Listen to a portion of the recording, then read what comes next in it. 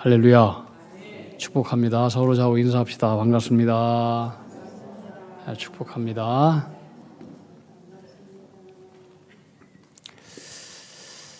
저는 저희 아내를 1994년도에 만났는데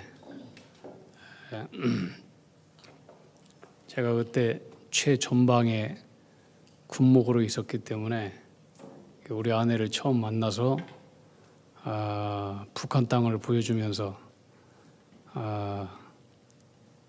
함께 보냈던 적이 있습니다. 북한에 저 글씨가 보이거든요. 저 멀리서 망원경을 써야만이 보일까 말까 하는데 저희 아내가 그 글씨를 읽어요. 그래서 야, 참 시력이 굉장히 좋구나 했는데 나중에 알고 보니까 시력이 무지하게 안 좋은 사람인데 렌즈를 써가지고 그것을 읽더라고요. 그 시력이 안 좋은 사람들은 이 안경이라고 하는 그 발명이 참 많은 문명에 도움을 주고 있습니다. 그래서 멀리 있는 것도 가까이 있는 것도 이 안경을 쓰면 잘 보게 합니다. 인간은 겉으로 보이는 사물을 잘 볼 수 있기 위해서 안경이 필요하듯이, 그러나 우리 모든 인간은 겉으로 보이지 않는 영적인 세계와 또 세상과 자신을 똑바로 보고 이해하기 위해서는 반드시 또 다른 안경이 필요합니다. 그 안경이 바로 십자가라고 하는 안경입니다. 십자가라고 하는 안경을 써야만이 세상이 바로 보이고 내 자신이 바로 보입니다. 프랑스의 유명한 소설가 빅토르 위고가 있습니다. 이분은 인간에게는 세 가지의 싸움이 있대요. 첫째 싸움은 자연과 인간과의 싸움이래요. 자연은 우리에게 따뜻한 어머니가 되기도 하지만 어떤 때는 굉장히 무서운 폭군으로 우리 인간들을 괴롭히기도 합니다. 비는 얼마나 좋아요. 근데 많은 비는 세상을 다 쓸어버립니다. 비가 얼마나 좋아요. 근데 오지 않는 비는 세상을 황폐화시켜버립니다. 그래서 인간은 이 자연과 싸우고 자연을 이기기 위해서 얼마나 노력하는지 몰라요. 그 큰 홍수를 예방하기 위해서 댐을 만들고 또 댐을 통해서 수력발전소도 이루고 또 비가 오지 않을 때는 댐을 통해서 또 물을 대기도 합니다. 어떻든 이 세상은 자연과 자연을 이기기 위한 인간의 지혜와 노력과 수많은 생각들로 계속해서 발전되어 가고 있습니다. 두 번째 싸움은 인간과 인간과의 싸움이라는 거예요. 민족과 민족과의 싸움, 국가와 국가와의 전쟁, 또 공산주의와 민주사회와의 전쟁, 기업과 기업 간의 전쟁, 인간과 인간과의 어떤 욕구와 또 개인적인 어떤 욕망을 이루기 위한 싸움들이 계속해서 이루어지고, 이 싸움에 이기기 위해서 수많은 지혜를 발동시키고 무기도 발동시키고 계속해서 인간과 인간과의 싸움이 지속된다. 세 번째 싸움이 있대요. 뭘까요? 자기 자신과의 싸움이래요. 어떻게 보면 이 세 번째의 싸움은 영원한 싸움이에요. 오늘도 그 싸움은 우리 속에서 이루어지고 있어요. 가장 중요한 싸움이기도 해요. 우리 속에 있는 두 가지 싸움. 사도 바울이 고백했잖아요. 내 마음에 하나님의 영이 있는데 내 속에는 또 육체의 영이 있어서 이 육체의 영이 하나님의 법을 끌고 간다. 우리 인간 속에는 선한 자가 있고 악한 자가 있고 의로운 자가 있고 못된 자가 있고 거짓 자가 있고 선한 자가 있고, 이 둘이 계속해서 싸워요. 계속해서. 어떤 때는 선한 자가 악한 자를 이기기도 하고 악한 자가 선한 자를 잡아삼키고 악한 길로 가기도 합니다. 무서운 자연과 싸워 이기기도 하고 또 여러 불가능한 인간과 인간 전쟁 속에서 이기기도 했던 영웅 후골들이 많지만, 그러나 좁다란 자기와의 싸움 속에서 지고 무너진 사람들이 이 세상에는 얼마나 많은지 몰라요. 우리나라에도 보면은 공부 열심히 해서 높은 자리까지 가고 무슨 시장도 되고 국회의원도 되고 뭣도 되고 장관도 되고 그랬는데 자기와의 싸움에서 져가지고 하루아침에 패가망신하고 감옥에 들어간 사람 얼마나 많습니까? 노자도 그런 얘기했어요. 승인 자유력, 자승 자강. 남을 이기는 사람은 힘이 센 사람이고 힘이 있는 사람인데 자기를 이기는 사람은 가장 강한 사람이다. 노자가 얘기했어요.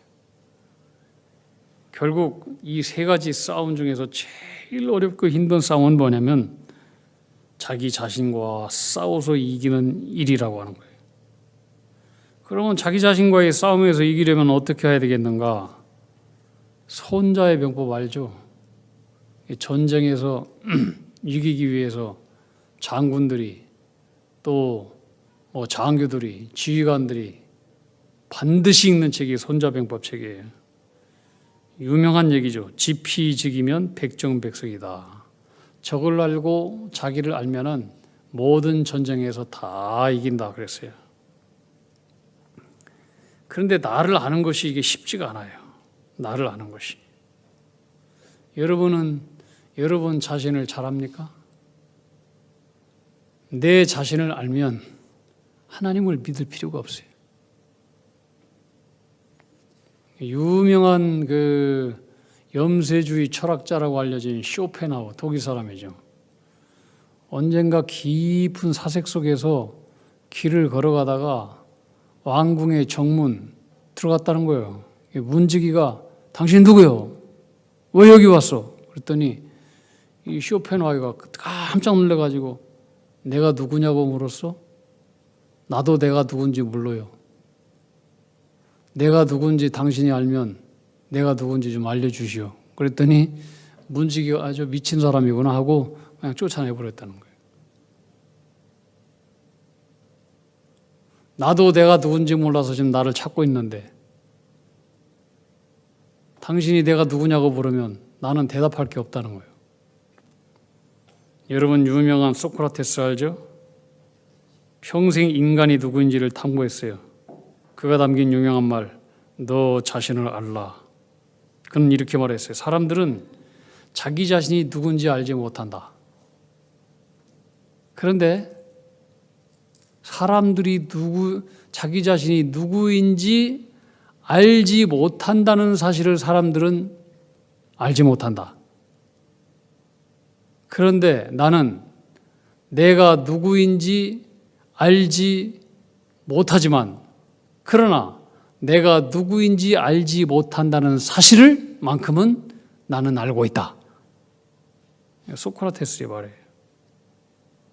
평생을 인간이 누구인지 탐구하는 철학을 공부했지만 소크라테스의 결론은 나는 내가 누구인지 모른다는 거였어요. 여러분, 십자가를 통과하지 않고는, 십자가를 바라보지 않고는, 그의 안경을 쓰지 않고는 인생 어느 누구도 소크라테스든 무슨 철학자든 플라톤이든 자기 자신이 누구인지는 알 수 없어요. 저는 중학교 때까지 실제로 제가 키가 큰 줄 알았어요. 제가 힘도 센 줄 알았어요. 등치도 큰 줄 알았어요. 그 저보다도 훨씬 큰 애들하고 용감하게 의로운 싸움도 하고 그랬었어요. 싸우다가 손가락도 부러지고 발가락도 부러지고 그렇게 안 보이죠? 그랬었어요. 고등학교 때도 그랬어요. 고등학교 때도. 제가 힘이 센 줄 알았어요. 주먹도 큰 줄 알았어요. 여러분 제 손 잡아본 분 알죠? 엄청 작잖아요. 근데 큰 애들하고 싸웠어요. 고등학교 3학년 때 싸우다가 손가락도 부러졌어요. 대학 이슈를 앞두고. 얼마나 무식한 사람이에요. 제가 언제 제가 사람들보다 약하고 몸집도 작고 키도 작고 이걸 언제 알았느냐? 고등학교 때 공중목욕탕 가가지고 거울 보고 알았어요. 얼마나 미련한 건지. 제가 우리 아내한테 그 얘기했어요. 내가 키가 작고 몸집도 작은 것을 내가 고등학교 3학년 때 알았다 그랬더니 아이고 이런 미련한 사람하고 사는 내 자신이 불쌍하니 그러더라고요. 예? 여러분, 우리 인간은 자기 자신이 실제로 누구인가를 정확하게 알기 위해서는 우리 육신의 문제도 내가 누구인가를 알기 위해서는 거울이 필요하듯이 내가 누구인지를 알기 위해서는 반드시 십자가라고 하는 거울을 보아야 돼요. 그러면 십자가를 통해서 알게 된 나는 누구일까? 나는 죄인일 뿐이에요. 한번 따라합시다. 나는 죄인일 뿐이다. 오늘 요한복음 3장 우리가 말씀을 읽었는데 이 말씀은 다음 주에 얘기할 거예요. 오늘 이 3장은 니고데모와 예수님과의 이야기 가운데 하나예요. 니고데모는 유대인들의 지도자였어요. 사내들인 공의원이었어요. 우리나라 말로 쉽게 얘기하면 국회의원 중에 하나였어요. 사내들인 공의원은 유대인 가운데 70명밖에 없어요. 70명의 국회의원 중에 한 사람이니까 굉장한 지위와 권력과 신분을 가지고 있는 사람이에요. 정치, 경제, 사회, 사법 다 다뤄요. 사형만 다루지 못해요. 로마 시대의 속국 속에 있었기 때문에 그것은 로마의 황제만이 사형권을 집행할 수 있어요. 그런데 이 사람은 상당한 신분도 있고 명예도 있고 권세도 있고 또한 그는 율법을 엄격히 지키는 바리새인이었어요. 뭐 하나 흠이 없는 사람이었어요. 그런 그가 어느 날 밤에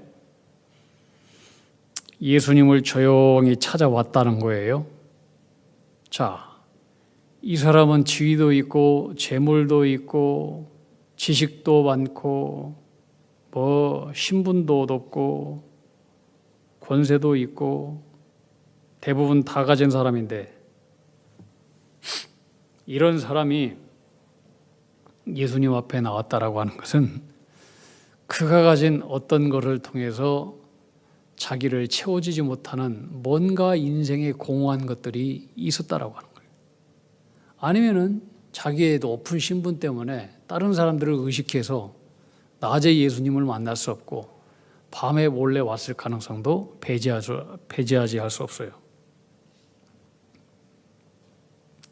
그는 예수님께 찾아와서 말합니다. 2절 말씀이에요. 3장 2절 말씀.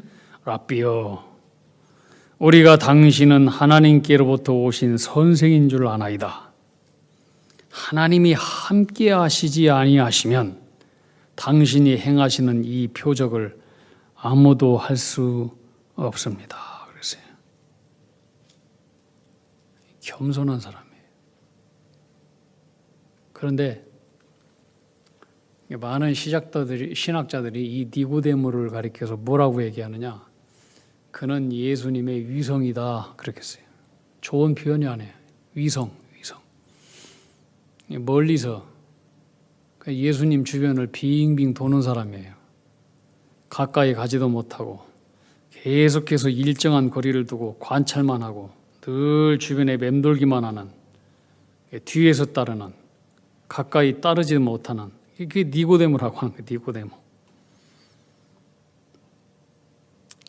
예수님께서 공생에 3년을 사시면서 예수님은 수많은 사람들을 접촉하셨어요. 예수님을 만난 사람들의 반응은 다 가지각색이었어요. 그 중에는 베드로와 같이 굉장히 헌신적이고 열정적으로 따랐던 사람들도 있었어요. 그 중에는 물론 가룟 유다처럼 예수님을 배신한 사람도 있었어요. 또 어떤 사람은 떡을 먹을 때나 많은 이적을 볼 때는 주님을 따랐지만 헌신의 결단을 요구할 때는 예수님을 등지고 떠났던 부자 청년과 같은 사람들도 있었습니다. 또한 대제사장 바리새인처럼 적극적으로 예수님을 핍박하고 예수님을 죽음으로 내모는 그런 사람들도 있었습니다.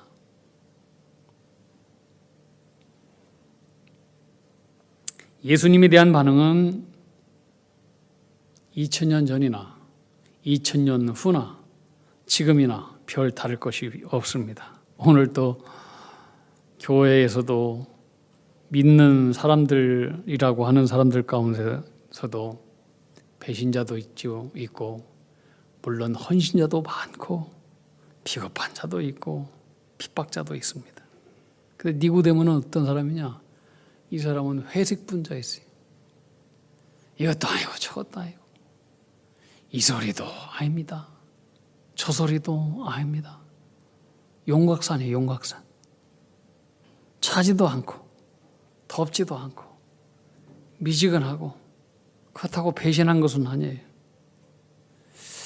그런데 또 재밌는 것은 이 니고데모는 어떤 사람이냐? 바리새인이었어요. 여러분, 우리가 성경에 바리새인 하면은 좋지 않은 느낌이 많지만 사실 바리새인들은 대단한 사람들이에요. 왜 바리새인들이 예수님께 욕을 먹었느냐? 이 사람들은 자기가 열심히 율법을 완벽하게 지키기 때문에 완벽하게 지키지 못하는 사람들에 대해서는 우월감을 가지고 의인의식을 가지고 있었기 때문에 그걸 제일 싫어한 거예요. 근데 그들의 율법에 따른 그 순종과 율법을 고수하기 위해서 한 그 노력들은 보통 사람들은 따라갈 수가 없어요. 그들이 유대 신봉자로서 그들이 추구하는 그 율법을 철저하게 지켰던 사람들이에요. 우리는 그들을 흉내내지도 못해요.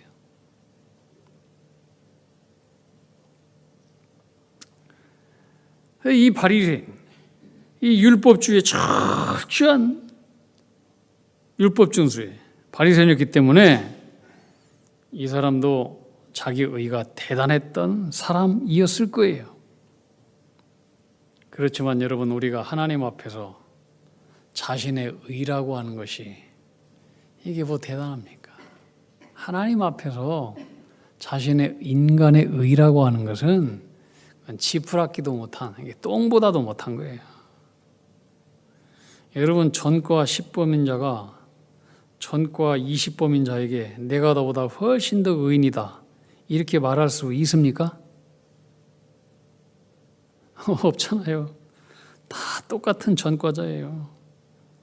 우리가 감옥에 가지 않았다고 해서 우리는 죄인 아닙니까? 우리는 다 안 들킨 죄인일 뿐이잖아요. 우리가 선한 사람이고 우리가 착하고 죄 없고 의인이기 때문에 구원받은 것이 아니라 우리는 하나님께서 은혜를 주셔서 용서받았기 때문에 구원받은 것뿐이에요. 그렇지 않나요? 예. 성경에 이 니고데모와 매우 흡사한 인물이 있습니다. 사도 바울입니다. 사도 바울, 이 니고데모 둘 다 명문 집안 출신입니다. 둘 다 바리새인이고 둘 다 똑똑하고 둘 다 공부 많이 했고 배운 사람이고 지식인이고 상류층이고 존경받는 위치에 있는 사람이었어요. 바리새인들 존경받는 사람이었어요. 철저하게 율법에 순종했고 의롭게 살려고 노력했고 의롭게 의가 대단한 사람이었어요. 사도 바울도 의가 대단했어요. 그래서 예수가 하나님이라고 하는 그 예수쟁이들을 잡아 죽이기 위해서 핍박하기 위해서 다메섹으로 가다가 거기서 자기가 핍박했던 부활하신 예수님을 만나고 나고 그의 인생이 완전히 180도로 달라져 버렸어요. 그리고 오히려 부활하신 예수님을 증거하는 복음 전도자로 확 변해버렸어요. 하나님 재밌는 분이죠. 자, 사도행전 20장 24절에 그가 고백한 얘기가 나와요. 나의 달려갈 길과 주 예수께 받은 사명, 곧 하나님의 은혜의 복음 증거하는 일을 마치려 하면은 나의 생명을 조금도 귀한 것으로 여기지 아니하노라 하면서 거룩한 사명의 길을 걸어갔어요. 하지만 니고데모는 변화가 없었던 것은 아니지만 주님 앞에 크게 헌신한 것도 아니에요. 그저 그렇고 그저 그런 사람이었어요. 여러분, 지금이라도 이 니고데모의 모습에서 사도 바울의 모습으로 변화받고 성장하고 헌신하고 심령이 불덩이처럼 뜨겁고 영혼이 부흥하는 은총이 오늘 우리 가운데 있어지기를 주님의 이름으로 축복합니다. 니고데모가 예수님께 찾아와서 2절에 하신 말, 랍비여 우리가 당신은 하나님께로부터 오신 선생인 줄 아나이다. 하나님께서 함께하지 않으면 당신의 행하는 일을 아무 어떤 인간도 행할 수 없나이다. 이 말을 분석해 보면 니고데모가 예수님을 지금 찾아온 이유는 한 가지예요. 예수님의 표적 때문에 찾아온 거예요. 표적. 안진병이를 일으키고 눈먼 자를 눈뜨게 하고 귀신을 내쫓고 죽은 자를 살리고 이런 것들을 보니까 와, 굉장한 분이에요. 이건 하나님께서 보내신 분이에요. 이것은. 그래서 찾아온 거예요. 여러분, 오늘 또 교회에 오는 사람들의 동기가, 예수 믿는 동기가 예수님의 기적과 표적. 우리 내가 병이 아픈데, 우리 아들이 아픈데, 우리 집안에 우환이 있는데 이 문제를 예수님께서 해결해 줬으면 좋겠다. 그런 동기를 가지고 오잖아요. 나쁜 건 아니에요. 예수님이 병을 고치시고 우리 인생의 문제를 해결해 주니까. 근데 그것이 예수 믿는 동기가 되어서는 안 돼요. 궁극적으로. 이에 대해서 예수님께서는 이 니고데모에게 대답하기를, 네가 나를 찾아온 동기가 표적 때문에 왔구나. 근데 네가 나를 찾아오고 나를 믿는 동기는 그것이 동기가 되어서는 안 된다. 거듭남이 동기가 되어야 된다. 거듭남. born again. 다시 태어나는 거. 다시 태어나는 거. 그래서 예수님께서 니고데모에게 얘기하는 거예요. 사람이 거듭나지 아니하면 하나님 나라를 볼 수 없느니라. 너 하나님 나라를 볼 수 없지? 너 거듭나야 되겠구나. 나를 따르고 나를 믿는 동기는 거듭남이야. 너 거듭나야 되겠구나. 거듭나야 너가 그리스도도 바로 알고 바로 보고 하나님 나라도 바로 보고 진리도 바로 알게 되고 그리고 너 겸손해지겠구나 하시는 거예요. 거듭나야 된다라고 하는 예수님의 말씀에 니고데모의 반응이 4절에 나와요. 4절. 우리 함께 4절 다 같이 한번 읽어볼까요? 시작. 니고데모가 이르되 사람이 늙으면 어떻게 날 수 있사옵나이까? 두 번째 모태에 들어갔다가 날 수 있사옵나이까? 참으로 어리석은 질문이에요. 예수님께서 말씀하셨어요. 뒤에 너는 이스라엘의 선생으로서 너 선생 아니냐? 바리새인 아니냐? 너 사람들 가르치는 율법 교사 아니냐? 어찌 그렇게 선생이 그런 것도 잘 알지 못하니? 1차원적인 세계만 알고 있어요. 하나님의 세계는 알지 못해요. 영적인 세계는 잘 알지도 못해요. 이 니고데모의 대답은 뭐냐면은 내가 이렇게 컸는데 어른들이 어떻게 어머니 뱃속에 다시 들어갔다 나올 수 있겠습니까? 그런 질문이에요. 이에 대해서 예수님께서 말씀하십니다. 5절 말씀이에요. 5절 말씀 함께 읽어봅시다. 시작. 예수께서 대답하시되 진실로 진실로 내게 이르노니 사람이 물과 성령으로 나지 아니하면 하나님 나라에 들어갈 수 없느니라. 아멘. 여기서 물과 성령으로 나야 하나님의 나라에 들어갈 수 있다 이렇게 말씀하셨는데 여기서 물은 뭐냐? 여러 가지 해석이 나올 수 있어요. 물은 씻는 걸로 해요. 씻는 거, 회개. 또 다른 의미로는 물은 예수 그리스도의 보혈을 얘기해요. 보혈로 식임을 다하는 거예요. 받는 거예요. 그 다음에 이 물은 하나님의 말씀을 의미해요. 말씀. 물은 뭐예요? 물은 또 씻는 의미잖아요. 씻는 거. 세례. 여러분, 세례는 한마디로 말하면 하나님 앞에서 나는 죽었습니다. 이게 세례잖아요. 우리 세례 받잖아요. 왜 세례 받습니까? 나는 죄인입니다. 나는 구제불능입니다. 나는 의로운 구석이 하나도 없습니다. 이것을 선포하는 것이 세례예요. 그리고 물속에, 옛날에는 물속에 확 들어갔잖아요. 들어가서 내 죄된 옛 자는 이 물속에서 죽습니다. 물속에서 죽는 거예요. 그리고 씻어지는 거예요. 씻어지는 거. 그리고 물속에서 나왔을 때는 이제는 나는 새로운 내가 되었습니다. 새롭게 태어났습니다. 네. 이전에 나는 죽고 나는 용서받고 이제는 새로워진 신분으로 하나님의 자녀가 되었습니다. 이게 세례예요. 이게 씻는 거예요. 씻는 거. 또한 물은 주님의 보혈을 의미해요. 주님이 십자가에서 흘리신 그 보혈로 우리의 진홍같이 붉은 죄가 용서받고 깨끗해진 거예요. 물과 성령으로 그랬잖아요. 물과 성령으로 나지 않고는 하나님의 나라에 들어갈 수 없다. 여기서 성령이라고 하는 것은 내가 죄인인 걸 알고 내가 회개하고 또 하나님의 말씀을 따르고 이 하는 모든 이 과정들은 성령의 역사가 아니고는 불가능한 거예요. 불가능한 거예요. 여러분, 성령의 역사가 아닌데 하나님의 말씀을 읽어요? 하나님 말씀을 믿어요? 불가능한 거예요. 성령이 역사하지 않는데 내가 죄인인 것을 알아요? 그리고 회개를 해요? 불가능한 거예요. 불가능한 거예요. 십자가에 달린 예수가 나의 구원자다? 성령이 아니고는 죽었다 깨나도 못 알아들어요. 죽었다 깨나도.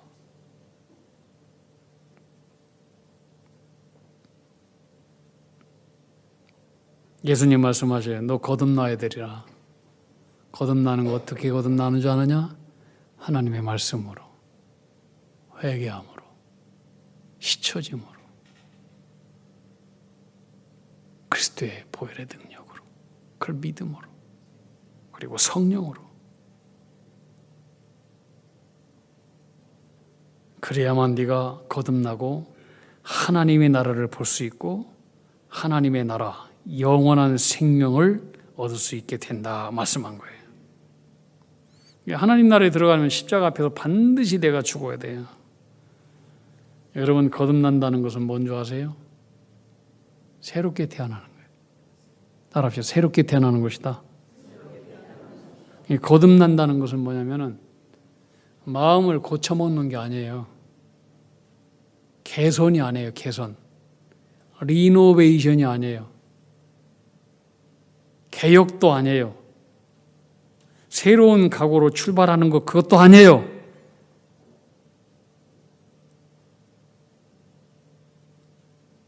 거듭난다라고 하는 것은 새롭게 태어나는 거예요.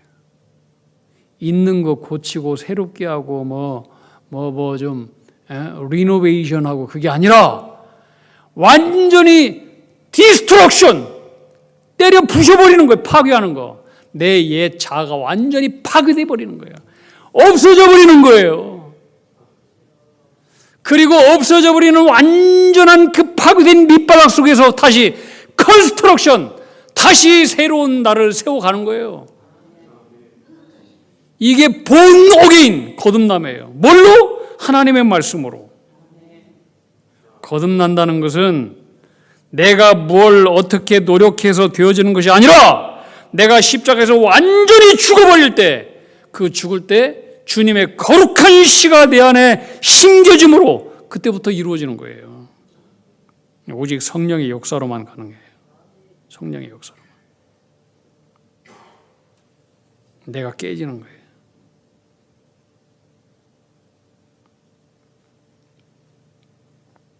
하나님 앞에서 제일 큰 원수가 뭔지 아세요? 자기 의예요. 깨지지 않는 거. 그런 사람은 거듭난 사람이 아니에요. 자기의 교만과 착각. 여러분, 예수 믿는 거, 신앙생활이라고 하는 것은 항상 자기 힘 빼는 거예요. 죽는 거. 한번 따라합시다. 예수 믿는 것은 나는 죽는 것이다. 힘 빼는 싸움이다. 힘이 빼져야 능력이 나타나요. 힘이 빼져야. 요새 골프 인구가 굉장히 많아요. 골프 인구가. 우리 교인 중에서도 골프 치는 분들 많잖아요. 저도 골프는 잘 치지는 못하지만 군에 있을 때 장교들은 다 배워야 돼요. 체력 단련장이라고 해서 골프장이 있어요. 군장 메고 가서 골프 쳐요. 군장 메고 가서. 저는 한 100타 정도 치는데 항상 이게 골프 칠 때요, 힘이 무지하게 들어가요. 힘이. 그래서 항상 그 가르치는 사람들은 어깨에 힘 빼세요. 어깨에 힘 빼세요. 야구 선수들 그 슬럼프 나타나잖아요. 슬럼프. 그럼 항상 어깨에 힘 빼세요. 어깨에 힘 빼세요. 권투 선수들 힘 있게 내려치는 거 안 쓰러져요. 가볍게 툭툭 잽 이런 걸 통해서 무너지는 거예요. 어깨에 힘 빼는 게 굉장히 중요해요. 어느 서예를 배우는 제자에게 스승이 말했대요. 어깨에 힘을 빼야 글씨가 잘 써진다. 제자가 물어봐요. 스승님, 제가 어깨에 힘을 빼면 글씨를 잘 쓸 수 있을까요? 스승이 대답해요.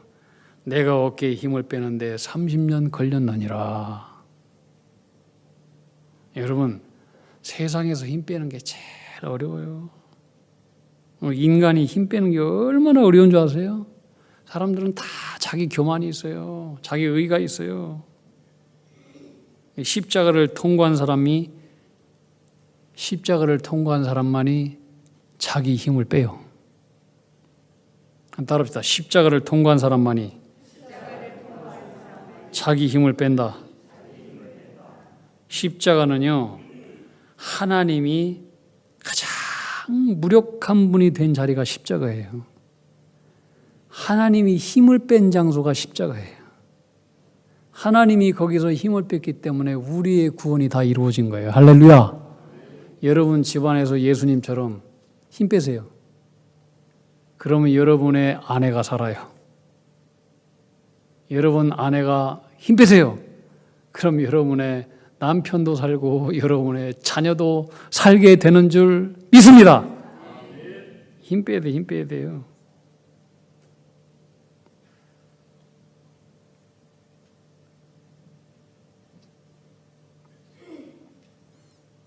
어느 목사님이 어느 교회 헌신 예배 갔는데 교만에 대한 설교를 했대요. 설교가 마치고 났는데 어느 여자 집사님 와서 목사님, 제가 오늘 목사님 말씀 듣고 큰 회개를 했습니다. 그동안 저는 우리 교회에서 제가 제일 예쁘다고 생각하는 교만의 죄를 지었습니다. 목사님이 얘기했대. 그건 교만의 죄가 아니라 착각의 죄네요. 착각하는 사람들이 너무 많아. 자기는 힘 뺐다고 하고. 여러분 십자가를 바라보세요.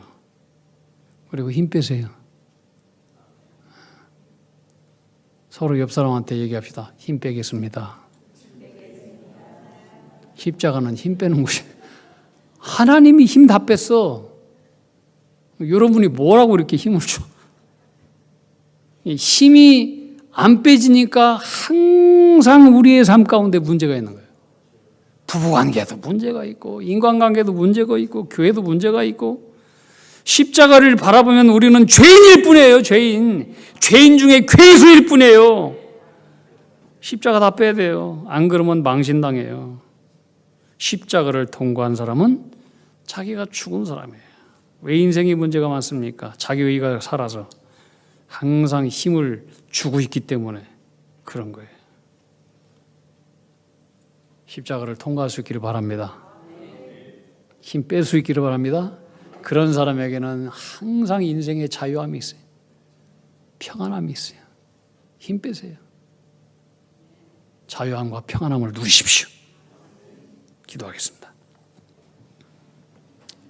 하나님 아버지, 언제나 예수님이 내 인생의 주인 되게 하여 주시옵소서. 십자가를 통과해서 힘 뺀 사람이 되게 해 주시옵시고, 언제나 우리가 살아가는 삶 가운데 자유함과 승리를 맛보는 거룩한 인생들로 살게 하여 주옵소서.